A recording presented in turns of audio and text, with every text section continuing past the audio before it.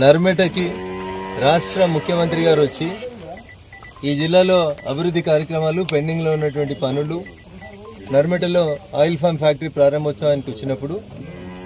గజ్వేల్ ప్రాంతానికి సంబంధించినటువంటి ring road వ్యవహారంలో దాదాపు 151 మీటర్ల ల్యాండ్ ఎక్విజిషన్ కార్యక్రమం పెండింగ్ ఉందని ఒక రైతుని పిలిచి కన్విన్స్ చేయడంలో జిల్లా అధికార యంత్రాంగం రెవెన్యూ యంత్రాంగం అంతా కూడా మీనమేషాలు లెక్క పెడుతుందని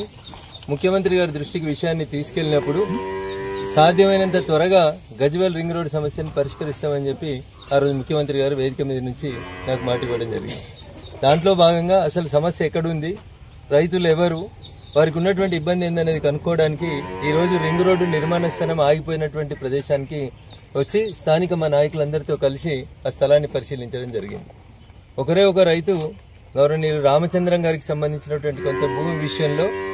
వారేదో అబ్జెక్షన్ చెప్తున్నారనేటువంటి విషయాన్ని అటు రెవెన్యూ అధికారులు ఇటు స్థానిక ప్రజాప్రతినిధులు నా దృష్టికి తీసుకొచ్చినారు. వీలైతే రేపు లేదా ఎల్లుండి రామచంద్రం గారిని పిలిచి మాట్లాడి ఎంపీగా నేను ఈ సమస్య పరిష్కారానికి చొరవ తీసుకోబోతా ఉన్నాను. ఒకవేళ వారు అంగీకరించని పక్షంలో చట్ట ప్రకారం revenue authority recovery act revenue చట్టం ప్రకారం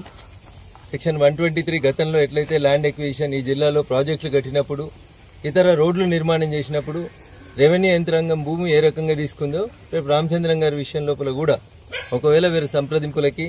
సమస్య పరిష్కారానికి వారు ముందుకు రాక సానుకూలంగా స్పందించక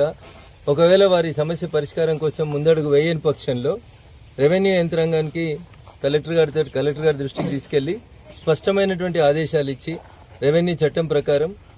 ఒకవేళ ఒక రైతు భూమి ఇవ్వకపోతే ప్రభుత్వ అవసరాలు ఉన్నప్పుడు ఏం చేయాలనో దాని ప్రకారం ముందుకు పోవాలని చెప్పి ఆర్డీఓ గజ్వేల్ గారికి ఈ సందర్భంగా చెప్పడం జరిగింది. నాకు తెలిసి త్వరలోనే ఈ రింగ్ రోడ్డు పనులని ప్రారంభించే దిశగా అడుగులు వేస్తామని, ఆ దిశగా వీలైనంత వరకు ఆ రైతును ఒప్పించేందుకు ప్రయత్నం చేస్తామని